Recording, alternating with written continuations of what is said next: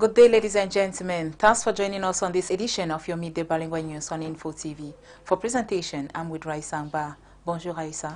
Good day, Mimi Thiobo. Bonjour à tous et bienvenue aux 12h bilingues sur Info TV. Ouvrons ce journal avec le ministre des Enseignements secondaires, le professeur Nalova Lyonga, qui a présidé le 19 janvier 2026 la cérémonie d'installation des responsables du ministère des Enseignements secondaires. Le ministre a tenu de rappeler aux nouveaux promus les attentes placées en eux en les invitant à se montrer à la hauteur des défis qui les attendent. Igon Bissaï et Pierre Nassisondoa, reportage.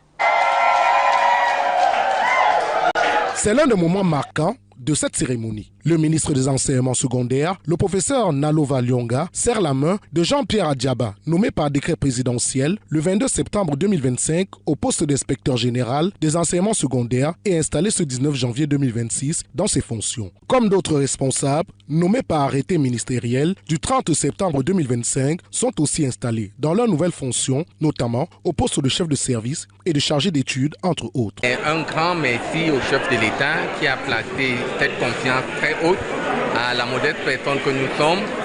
C'est également 5 lettres merci à tous ceux-là qui ont inspiré le choix qui a été porté sur nous. Au cours de cette cérémonie, le ministre des Enseignements secondaires rappelle aux responsables nouvellement installés qu'ils doivent être animés d'un esprit de rigueur et de dévouement dans l'exercice de leurs fonctions afin de contribuer à l'amélioration continue du ministère des Enseignements secondaires.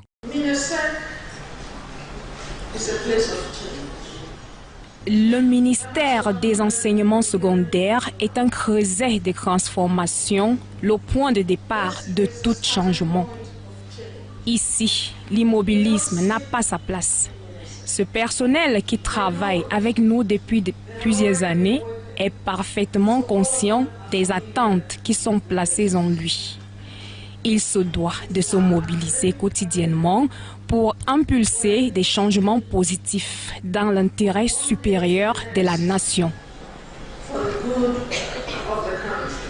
L'optique ou l'insistance de Madame le ministre reste l'innovation dans l'enseignement, notamment par le numérique.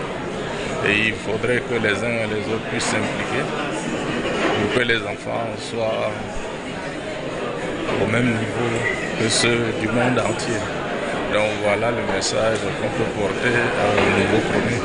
Un message bien reçu par les promus qui promettent de déployer tous les efforts nécessaires pour répondre aux attentes placées en eux. Tous les jours, du temps qui nous reste en service, il faudra qu'on soit à la hauteur des attentes. Et vous l'avez suivi dans les propos du ministre, le ministère est de façon permanente en innovation. Il faudra qu'on puisse tenir le coup pour que les apprentissages, c'est l'essentiel de ce que nous faisons au ministère des enseignements secondaires, notamment à l'inspection générale des enseignements, c'est que les enfants réalisent les apprentissages les meilleurs possibles.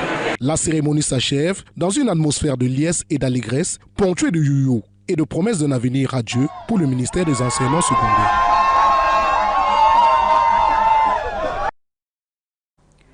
Le prix du passeport biométrique camerounais reste fixé à 110 000 francs CFA.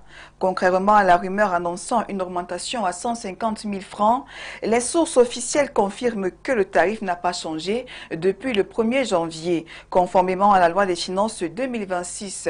Jean-Bruno et Fangono, reportage. Depuis le 1er janvier 2026, les usagers continuent de payer le tarif habituel pour leur passeport. L'information coupe court aux rumeurs qui parcourent les réseaux sociaux annonçant une augmentation de 45 000 sur les 110 000 francs prévus pour obtenir le document. Le ministre des Finances, Paul Moutazier, rappelle que pour des démarches comme l'immatriculation d'un véhicule ou l'importation des biens, une attestation fiscale est désormais exigée. Cette exigence administrative ne modifie en rien le prix du document. La circulaire numéro 0018-77-C-MINFI du 31 décembre 2025 qui s'appuie sur la loi de finances 2026 confirme que le tarif du passeport reste inchangé. Les services concernés ont souligné que cette mesure vise à sécuriser la perception des revenus publics et à simplifier le contrôle fiscal sans alourdir le coût pour les citoyens. Toutes les informations officielles sont disponibles sur les sites et plateformes du ministère des Finances. Une clarification bienvenue pour les les usagers qui évitent la confusion sur le tarif du passeport biométrique et rappellent l'importance de se référer aux sources officielles.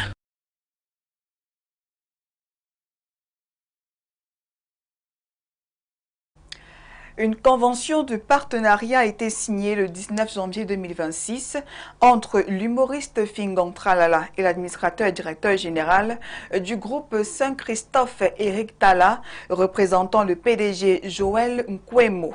La cérémonie s'est tenue dans la salle du NJK Hotel en Kola Famba, dans le département de la Meufou et à Famba. Nadège Fouedjo et Jean Nikela, compte rendu. Signature apposée sur les documents, échange de parapheurs, c'est acté. Fingon Tralala est désormais l'égérie de la chaîne de télévision Times TV en gestation.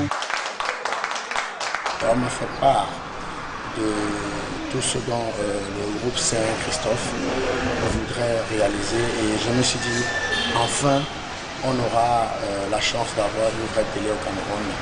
C'est tout ce que je rêvais, c'est tout ce que je pensais.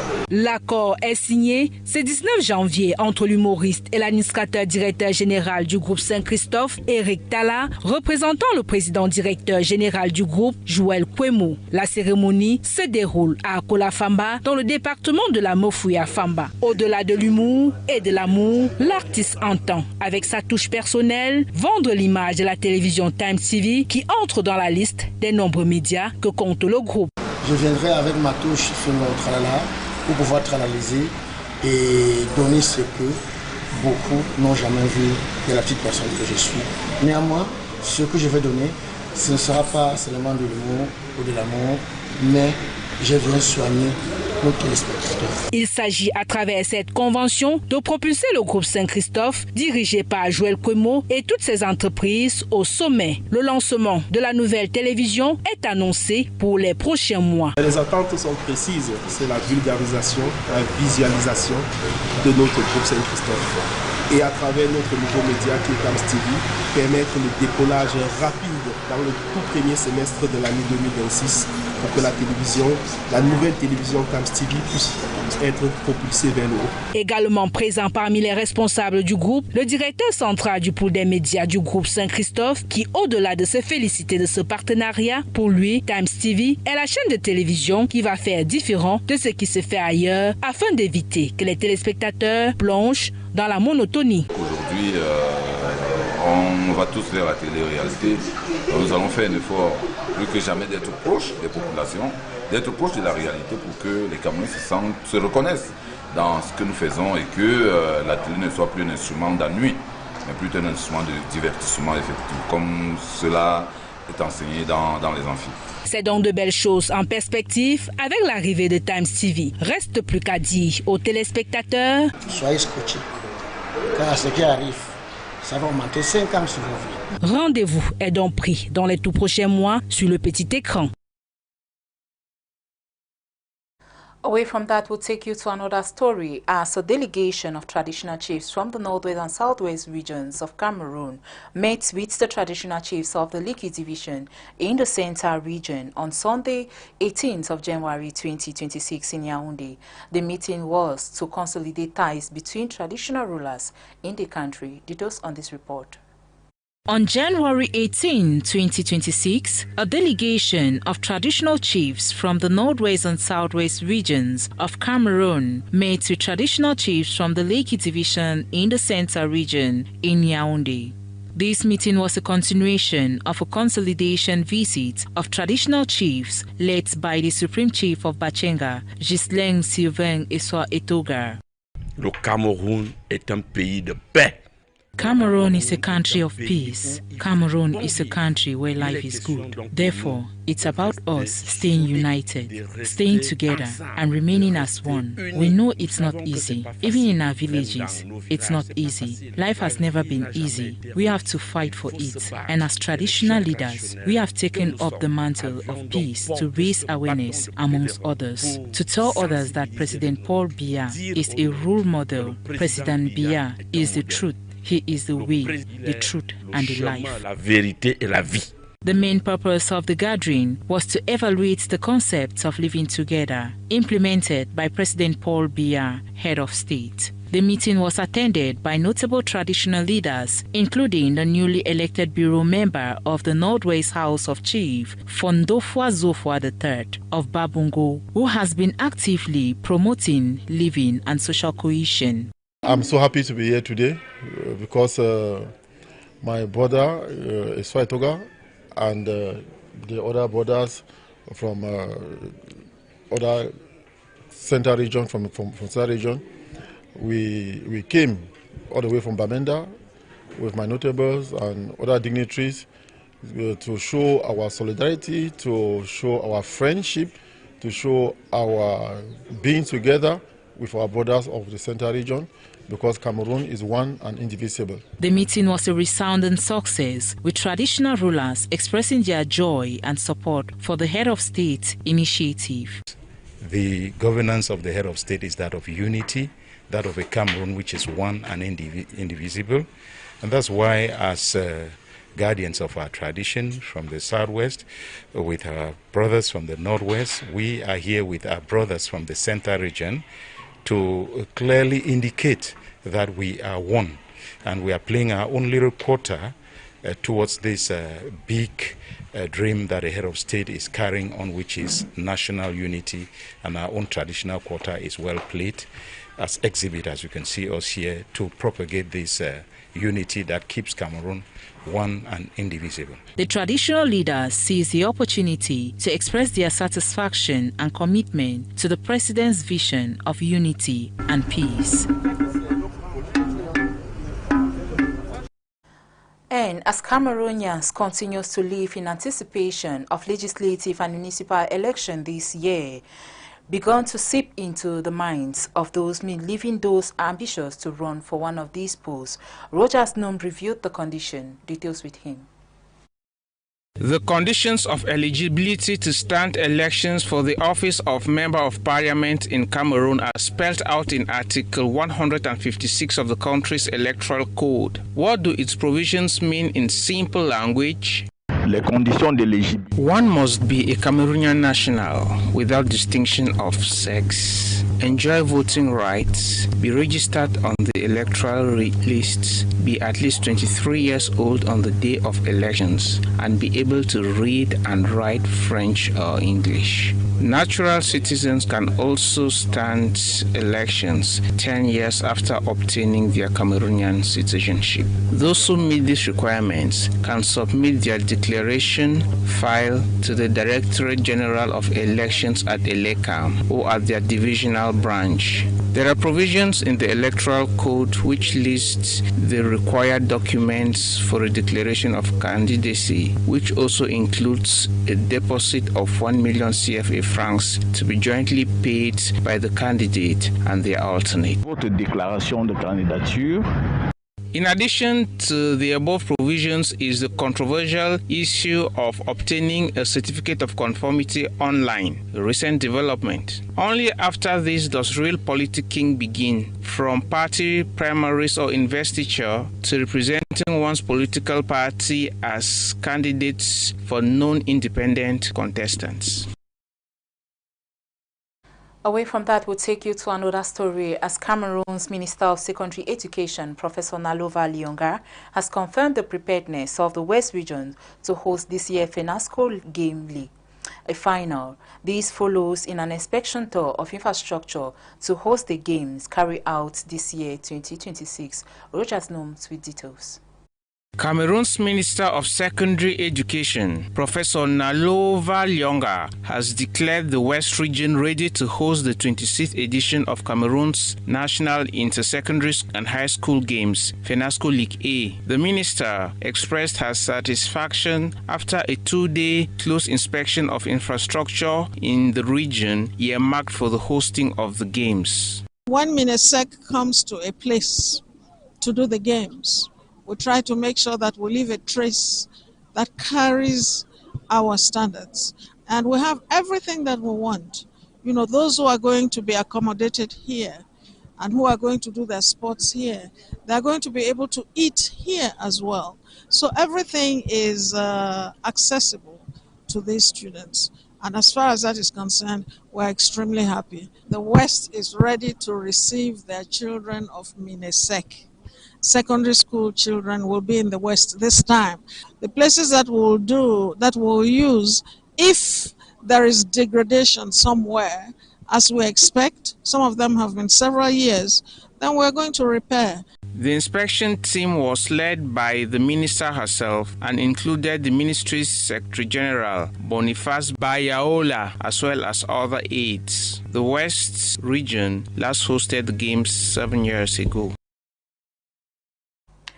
Et dans la suite de ce journal à Bafia, dans le département du Mbam et Enubu, région du centre, les villages d'Onekeng et d'Oneribouem sont désormais connectés au réseau électrique. Une initiative de la commune de Bafia qui vise à améliorer les conditions de vie des populations. Nadège Fouedjo et Espoir Anissé Baïha, reportage. Notre village d'Oneribouem, c'était on a quand la télévision. Ça veut dire que nous sommes bons pour aller à Bafia pour visionner. Les villages d'Onenkeng et d'Oneribom, dans l'arrondissement de Bafia, département du Mbam-Enubu, sont désormais connectés au réseau électrique. Les populations peuvent désormais regarder la télévision, jouer de la musique et boire des boissons fraîches. Moi, je suis très fier parce qu'à Donankeng, il y a l'énergie. On n'avait pas de bière glacée. Pour charger le téléphone, ce n'était pas facile. Maintenant, aujourd'hui, à Donankeng, au chevet du lit, je pose seulement le téléphone, ça se charge seul. Nous avons fait en principe 3 années dans l'obscurité et c'était vraiment lugubre. Et le retour de la lumière a redonné la vie. Il y a de la joie dans le village. Nous pouvons faire le culte avec la lumière, faire le lieu de prière avec la lumière et nous sommes dans la joie. Madame le maire, il y a eu beaucoup de bagarres pour que nous ayons l'énergie au village. Nous avions la pierre glacée et les enfants à peine sans problème.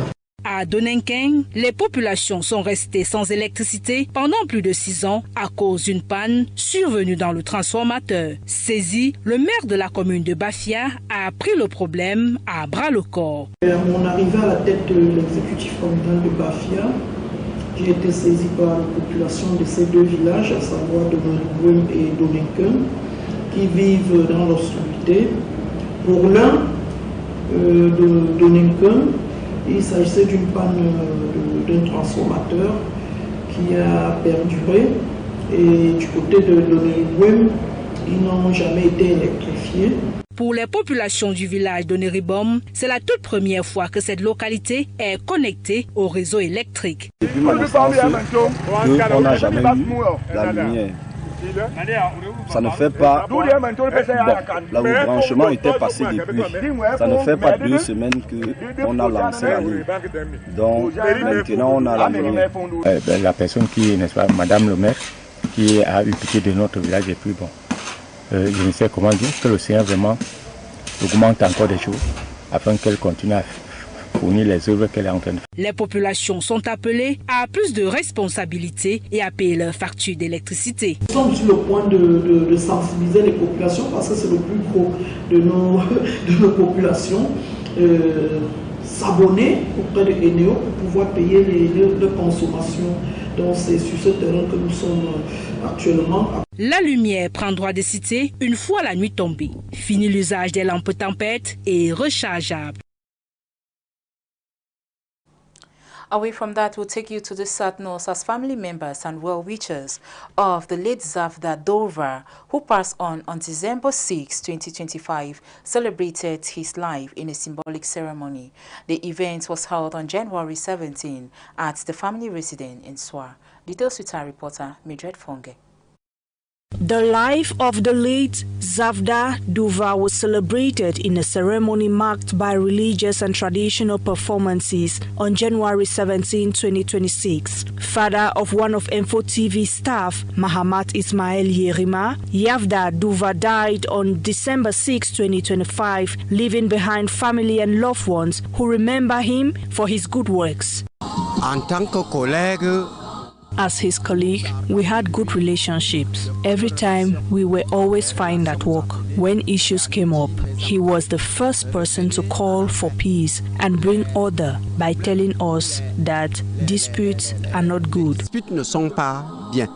Born in 1963, the late Zavda Duva worked in different ministerial departments before going on retirement in 2018. His collaboration with colleagues during his days on earth was marked. What I remember of my father is that he was a man of integrity and very hardworking, and most importantly, he was patriotic. The ceremony was also marked by traditional performances, including succession rites as their custom demands.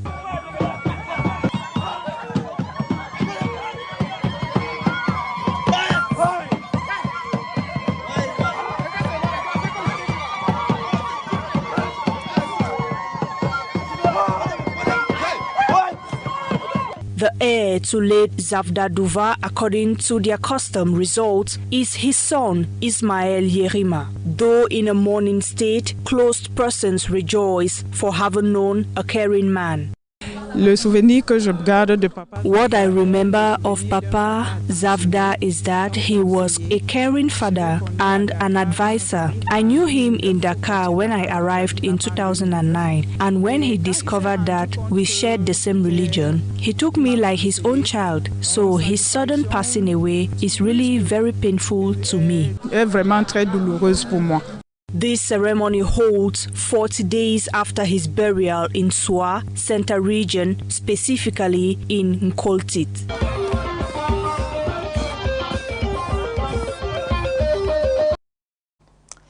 Away from that, we'll move on to our sport page as 2025 African Cup of Nations ended in Rabat, with Senegal lifting the trophy, bringing to a close tournament marked by competitive football, controversial moment, and outstanding individual performances. The dose with our reporter, Philip Enchi.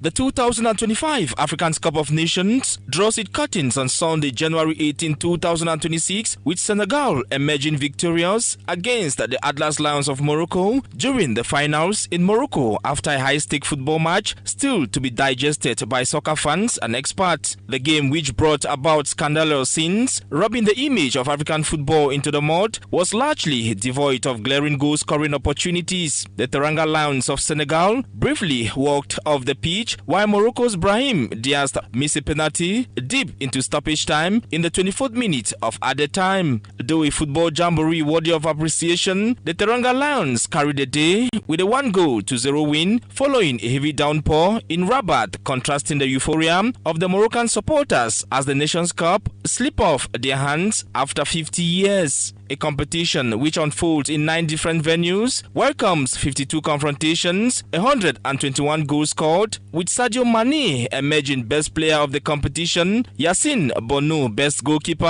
top scorer Brahim Diaz, and fair play award to host country Morocco. Though Cameroon was eliminated from the competition at the quarter-final stage, hopes are still high in upcoming competitions. Morocco now mans the second position in the competition, followed by Nigeria and Egypt, completing the top 4, underlying the competitiveness and depth of African football.